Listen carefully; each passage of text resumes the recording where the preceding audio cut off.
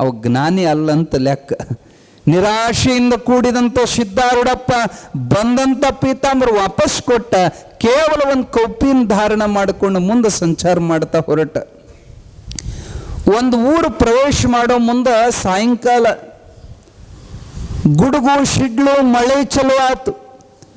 ಮಳೆ ಸಲುವಾಗಿ ಒಂದು ದೊಡ್ಡ ಸಾಹುಕಾರ ಮನೆಗೆ ಅಲ್ಲೇ ಹೊರಗೆ ಜಗಲಿ ಮ್ಯಾಲ ಕಟಂಚನ್ ಅಂತಾರಲ್ಲ ಅದರ ಮ್ಯಾಲ ಬಂದು ಕುಂತರು ಸಿದ್ಧಾರೂಢರು. ಆ ಮನೆ ಕಾವಲು ಮಾಡ್ತಿದ್ದಂಥ ಕಾವಲುಗಾರ ಬಂತಾನೆ, ಯಾರು ನೀನು, ನಡಿ ಹೊರಗೆ. ಸಿದ್ಧಾರೂಢಪ್ಪ ಅವ್ರಂದ್ರು, ಅಲ್ಲೋ ನಿಮ್ಮ ಅಪ್ಪನ ಗಂಟೆ ಏನೋಕತ್ ನಾ ಇಲ್ಲಿ ಕುಂತ್ರ. ಇದನ್ನೇನಂತ ಹೇಳಿದೆ, ಇಲ್ಲಿ ಏನು ಸಿಕ್ಕವ್ರು ಬಂದು ಕುಂದ್ರೋದು. ಸಿದ್ಧಾರೂಢಪ್ಪ ಅವ್ರು ಅಂದ್ರೆ, ಹೌದು ಇದು ಧರ್ಮಶಾಲೆ, ಅದಕ್ಕೆ ಕುಂತೀನಿ. ಧರ್ಮಶಾಲೆ ಅಂದ್ರೆ ಹಿಂದಿನ ಕಾಲದಾಗ ಛತ್ರಗಳನ್ನು ದೊಡ್ಡ ದೊಡ್ಡ ಶ್ರೀಮಂತರು ಪುಣ್ಯ ಗಳಿಸೋ ಸಲುವಾಗಿ, ಪ್ರವಾಸಿಗರು ಅನಾಥರ ಸಲುವಾಗಿ ಊರು ಹೊರಗೆ ಧರ್ಮ ಛತ್ರ ಕಟ್ಟಿಸ್ತಿದ್ರು. ಯಾತ್ರಿಕರು ಬಂದು ಪುಕ್ಕಟ್ಟಲ್ಲಿ ಇರೋದು, ಮರುದಿನ ಎದ್ದು ಹೋಗೋದು.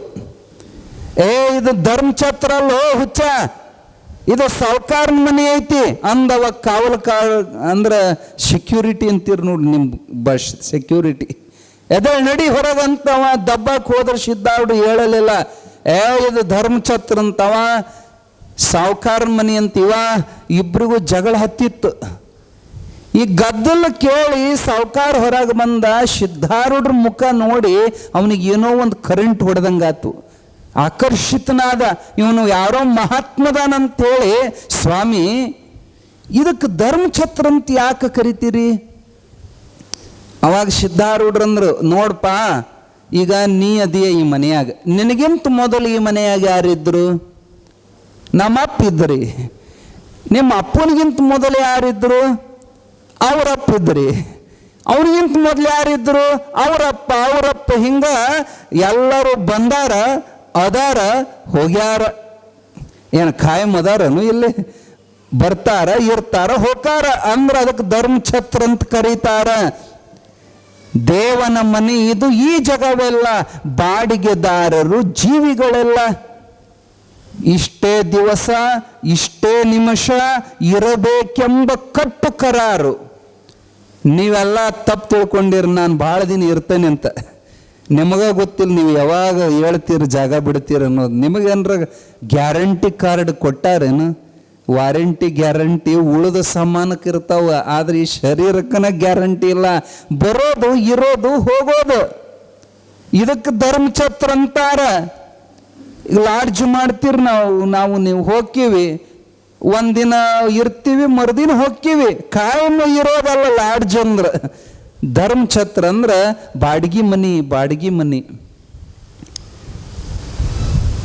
ಗುಬ್ಬಿ ಹೆರವರ ಮನೆಯ ತನ್ನದೆಂಬಂತೆ. ಅಣ್ಣ ಬಸವಣ್ಣ ಎಷ್ಟು ಚಂದ ಉದಾಹರಣೆ ಕೊಡ್ತಾರೆ ನೋಡ್ರಿ. ನಿಮ್ಮ ಮನೆಯಾಗ ಫೋಟೋದ ಹಿಂದೆ ಗುಬ್ಬಿ ಬಂದು ಗೂಡು ಕಟ್ತಾವ. ಎಷ್ಟು ದಿಮಾಕ್ ಮಾಡ್ತಾವಂದ್ರೆ, ಬ್ಯಾರೆ ಗುಬ್ಬಿ ಬಂದ್ರೆ ಜಗಳ ತೆಗಿತಾವು. ಇದು ನನ್ನ ಮನೆಯಾಗ ನೀ ಯಾಕಂತ ಹೊಡೆದಾಡ್ತಾವು. ಅದೇ ಬಂದಿರೋದು ಇನ್ನೊಬ್ಬರ ಮನೆಯಾಗ, ಆದ್ರೆ ಅದಂತತಿ ನನ್ನ ಮನೆ ಅಂತ. ಗುಬ್ಬಿ ಹೆರವರ ಮನೆಯ ತನ್ನದೆಂಬಂತೆ ಈ ಜೀವ, ನಾವು ನೀವು 4 ದಿನ ಎದ್ದು ಹೋಗಾಕ ಬಂದವರು ನಂದಂತ ಬಡ್ಕೊಂಡು ಸಾಯ್ತೀವಲ್ಲ. ಸಿದ್ಧಾರೂಢಪ್ಪ, ಈ ಮಮಕಾರ ಬಿಡ್ರು, ಇದೆಲ್ಲ ಎದ್ದು ಬಿಟ್ಟು, ಇದು ಧರ್ಮಛತ್ರ. ಇನ್ನೂ ಇರುವೆನು ನಾ ಬಿಡಲಾರೆನು ಎಂದರೆ ನಡೆಯದು ಈ ಪ್ರತಿಕಾರ. ಇರಿಸುವ ಬಿಡಿಸುವ ಅವನಧಿಕಾರ. ಅವನ ಅಧಿಕಾರದಾಗ ನಾವು ನೀವು ಸುಮ್ಮನೆ ಅವನು ಇಟ್ಟಂಗಿರೋದಟ್ಟ. ಇಷ್ಟಷ್ಟು ದಿನ ಇರೋದು ಖಾಯಂ ಅಂತ ತಿಳ್ಕೊಬೇಡ್ರಿ. ನಂದಂತ ಬಡದಾಡಿ ಹೆಣ್ಣು, ಹೊನ್ನು, ಮಣ್ಣು ಇವು 3 ನಂದು. ಎಷ್ಟು ಜೀವ ಮಾಡ್ತೀವಿ, ಎಷ್ಟು ಪ್ರೇಮ ಮಾಡ್ತೀವಿ. ನನ್ನ ಮಕ್ಕಳು, ನನ್ನ ಹೆಂಡತಿ, ನನ್ನ ಮನೆ. ಯಾರ್ದಾರ ಮನೆಯಾಗ ಒಂದು ಹೆಣ್ಮಗಳು ಸತ್ರ ದುಃಖ ಆಗೋದಿಲ್ಲ. ನನ್ನ ಮನೆ ಹೆಣ್ಮಕ್ಳು ಸತ್ರ ಎಷ್ಟು ದುಃಖ. ನನ್ನ ಮಕ್ಕಳಿಗೆ ಜ್ವರ ಬಂದ್ರೆ ಎಷ್ಟು ತ್ರಾಸ. ಬೇರೆದವ್ರ ಮಕ್ಕಳಿಗೆ ಏನು ಜ್ವರ ಬಂದ್ರು ಅಷ್ಟು ನೋವಾಗಲ್ಲ. ಯಾಕೆ ನೋವಾಗೋದಿಲ್ಲ? ಅದು ನಂದಂತ ಭಾವ ಇಲ್ಲ ನಮಗೆ. ಲಕ್ಷ ಕೊಡ್ರಿ, ಯಾರಿಗೆ ಯಾರಿಲ್ಲ ಎರವಿನ ಸಂಸಾರ. ನೀರು ಮ್ಯಾಲಿನ ಗುಳ್ಳಿ ನಿಜವಲ್ಲೋ ಹರಿಯೇ. ಈ ಮನೆಯಾಗಲಿ, ಹೆಂಡತಿ ಆಗಲಿ, ಮಕ್ಕಳಾಗಲಿ, ಇವರೆಲ್ಲ ಏನು ಹೇಳ್ತಾರೆ? ಋಣಾನುಬಂಧ ರೂಪೇಣ ಪತಿ ಪತ್ನಿ ಸುತ ಆಲಯ. ನೀವಿರೋ ಮನೆ ಆಗಲಿ, ಹೆಂಡತಿ ಆಗಲಿ, ಮಕ್ಕಳಾಗಲಿ, ಋಣ ಇರುವಟ್ಟು ದಿನ ಅಟ್ಟ ನಿಮ್ಮ ಜೊತೆಗೆ ಇರ್ತತಿ. ಋಣ ತೀರ್ತಂದ್ರೆ ಅದರ ನಿಮ್ಮನ್ನ ಬಿಟ್ಟು ಹೋಗತಿ, ಇಲ್ಲ ನೀವರ ಅದನ್ನು ಬಿಟ್ಟು ಹೋಗಿರಿ. ಸುಮ್ಮನೆ ಹುಚ್ಚತನ ಮಾಡಿ ನಂದು ನಂದು, ಅದರಾಗೂ ಉಳಿದದ್ದು ಎಲ್ಲ ನನ್ನದು ಅನ್ನೋದಕ್ಕಿಂತ ಈ ಮಾಡ್ಕೊಂತಾನಲ್ಲ ಹೆಂಡತಿ, ಅದರ ಮ್ಯಾಲರ ಇಷ್ಟು ನಂದು ನಂದು ಅಂತ ಎಷ್ಟು ಮೋಹ ಮಾಡ್ತಾನಪ್ಪ ಈ ಮನುಷ್ಯ. ಅಂದ್ರೆ ಅನ್ಯರಲ್ಲಿ ಜನಿಸಿರ್ದ ಕನ್ಯೆಯನ್ನು ಕರ ತಂದು, ಅದು ನಮ್ದಲ್ಲ, ಯಾರ್ದೋ ಮನ್ಯಾಗ ಹುಟ್ಟಿದ್ದು ಹೆಣ್ಣು ತಂದು ನಂದಂತ ಗಂಟು ಹಾಕ್ಕೊಂಡು ಅದರ ಮ್ಯಾಲೆ ಎಷ್ಟು ಅಧಿಕಾರ. ಇವ್ ನಂದು ಒಂದು ತಮಾಷೆ ಒಂದು ಮಾತು ಹೇಳ್ತಾರೆ, ಆರಾಮಿಲ್ಲ ಹೂಗಂದ್ರೆ ಹೋಗಿ ಡಾಕ್ಟ್ರ್ ಕಾಲು ಹಿಡಿತಾನಂತ. ಡಾಕ್ಟ್ರ, ನಮ್ಮವ್ವ ಭಾಳ ಹೆಚ್ಚಿನಕಿ, ಈಕಿ ನಮ್ಮವ್ವಲ್ಲ ನಿಮ್ಮವ್ವ ಅಂತ ತಿಳ್ಕೊಂಡು ನಮ್ಮವ್ವನ ಉಳಿಸ್ಕೊಡ್ರಿ ಅಂತ ಕಾಲು ಹಿಡಿತಾನಂತ. ಅಪ್ಪಗೆ ಆರಾಮಿಲ್ಲ ಅಂದ್ರು ಇದ ಮತ್ತು ನಮ್ಮಪ್ಪ ಅಲ್ರಿ ಅಪ್ಪ, ನಿಮ್ಮಪ್ಪ ಅಂತ ತಿಳ್ಕೊಂಡು ಉಳಿಸ್ಕೊಡ್ರಿ ಅಂತಾನಂತ. ಅಣ್ಣಗೇನಾದ್ರೂ ಆದ್ರೆ ಅಪ್ಪ ಇವ್ ನಮ್ಮ ಅಣ್ಣಲ್ಲ ನಿಮ್ಮಣ್ಣ ಅಂತ ತಿಳ್ಕೊಂಡು ಉಳಿಸ್ರಿ ಅಂತಾನಂತ.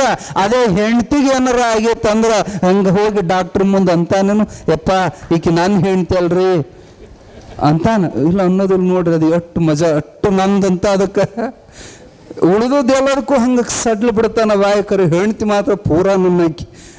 ಯಾರು ಹೆಣ್ತಿಯೋ, ಯಾರ ಮಕ್ಕಳು, ಯಾರಿಗೆ ಯಾರಿಲ್ಲ ಎರವಿನ ಸಂಸಾರ. ಮೊನ್ನೆ ಕೊರೋನಾ ಬಂದು ಹೊತ್ನ್ಯಾಗ ಮಕ್ಕಳಿಗೆ ರೋಗ ಬಂದ್ರೆ ಅಪ್ಪ ಅಮ್ಮ ಮುಟ್ಟುವಲ್ರು, ಅಪ್ಪ ಅಮ್ಮಗೂ ಬಂದ್ರೆ ಮಕ್ಕಳು ಹೋಗಿ ಮುಟ್ಟುವಲ್ರು, ಹೆಣ ಹುಯ್ಯಕ್ಕೆ ಸಹಿತ ಹೋಗುವಲ್ರು. ಅಗದಿ ನಮ್ಮವ್ರ ಹೆಣ್ತಿಗೆ ಬಂದ್ರೆ ಗಂಡಿಲ್ಲ, ಗಂಡಗೆ ಬಂದ್ರೆ ಹೆಣ್ತಿಲ್ಲ. ಎಷ್ಟು ನಂದಂತ ಬಡ್ಕೊಂಡ್ರು, ಯಾಕೆ ಮುಟ್ಟಿದ್ರೆ ಬಂದು ಮೈಗೆ ನಮ್ಮ ಗಂಟು ಕುಂತದ ರೋಗ.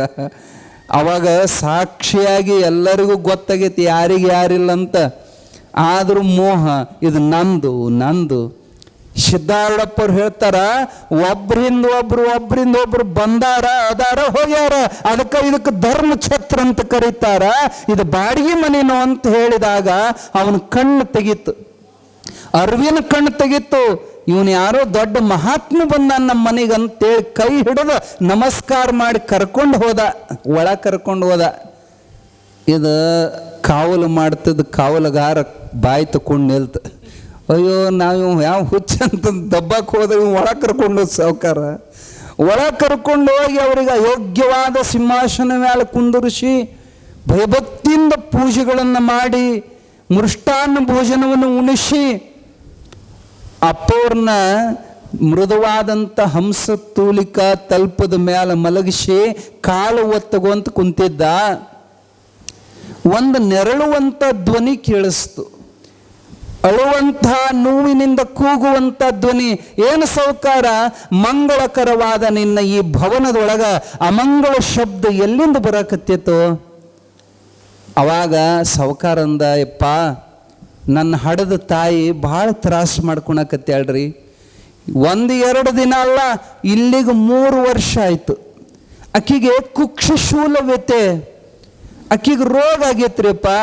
ಹೊಟ್ಟೆ ಹಿಡ್ಕೊಂಡು ಉಳ್ಳಾಡ್ತಾಳ. ಹೊಟ್ಟ್ಯಾಗ ಇಷ್ಟು ತ್ರಾಸಕ್ಕತ್ತಂದ್ರೆ ಬರೀ ನೀರು ಕುಡಿದ್ರೆ ಸಾಕು, ಹಸದಿತಂತ ಏನಾರ ತಿಂದ್ರೆ ಸಾಕು, ಕರುಳಿನೊಳಗದು ಪಚನ ಆಗಲಾರದೆ ಉಳ್ಳಾಡಿ ಅಳ್ತಾಳ್ರಿ. ಆಕಿಗೆ ಎಲ್ಲ ದವಾಖಾನೆ ತೋರ್ಸಿನ್ರಿ, ಯಾವ ಔಷಧಿ ಮಂತ್ರ ಏನು ನಡಿವಲ್ದ್ರಿ ಅಜ್ಜ ಅಂದಾಗ ಸಿದ್ಧಾರೂಢಪ್ಪವರು, ನಡಿಪ ನಡಿ ಅಂತ ಹೇಳಿ ಅಪ್ಪವರು ಬಂದರು. ಆ ಮುದುಕಿಯನ್ನು ನೋಡಿದ್ರು, ಭಾಳ ತ್ರಾಸು ಮಾಡ್ಕೊಂಡು ಹಾಸಿಗೆ ತುಂಬ ಉಳ್ಳಾಡ್ತಿತ್ತು ಅಜ್ಜಿ. ಅವಾಗ ಸಾವುಕಾರಗಂದ್ರು, ಏ ತಮ್ಮ, ಇದು ಔಷಧಿಗೆ ಹೋಗೋ ರೋಗ ಅಲ್ಲೋ, ಇದು ಕರ್ಮಜನ್ಯವಾದ ರೋಗ. ನಮಗೆ 3 ನಮೂನಿ ರೋಗ ಬರ್ತಾವ, ವಾತ ಪಿತ್ತ ಕಫ. ಇವು ಒಂದು ಸ್ವಲ್ಪ ಹೆಚ್ಚು ಕಮ್ಮಿ ಆದಾಗ ನಮಗೆಲ್ಲ ರೋಗ ಚಲೋ ಆಕ್ಕವ. ಆ ವಾತ ಪಿತ್ತ ಕಫದಿಂದ ಆದಂಥ ವಿಕಾರಕ್ಕೆ ಔಷಧಿ ಡಾಕ್ಟ್ರ್ ಇಂಜೆಕ್ಷನ್ ಆರಾಮಕ್ಕವ. ಆದರೆ ಕರ್ಮಜನ್ಯವಾದಂಥ ರೋಗ ಇತ್ತಂದ್ರೆ, ಮಾಡಿದ ಪಾಪಕ್ಕೆ ರೋಗ ಬಂದಿತ್ತಂದ್ರೆ ಯಾವ ದವಾಖಾನೆ ತೋರಿಸಿದ್ರು ಆರಾಮಾಗೋದಿಲ್ಲ. ಆರಾಮ್ ಆಗ್ಲಾರ್ದಂಥ ರೋಗ ಐತಂದ್ರೆ ತಿಳ್ಕೊಬೇಕು, ಇದು ಮಾಡಿದ ಕರ್ಮ ಬೆನ್ನು ಹತ್ತೈತಂತ. ಯಾರೂ ನಮ್ಮನ್ನು ಉಳಿಸೋಕೆ ಸಾಧ್ಯ ಇಲ್ಲ. ಅವಾಗ ಡಾಕ್ಟ್ರ್ ಹೇಳ್ತಿರ್ತಾರೆ, ನಾ ಎಲ್ಲ ಬದಲಿ ಮಾಡ್ತೀನಿ. ಪರಮಾತ್ಮ ನಗತಾನೆ, ನೀ ಏನು ಬದಲಿ ಮಾಡ್ತೀಯೋ?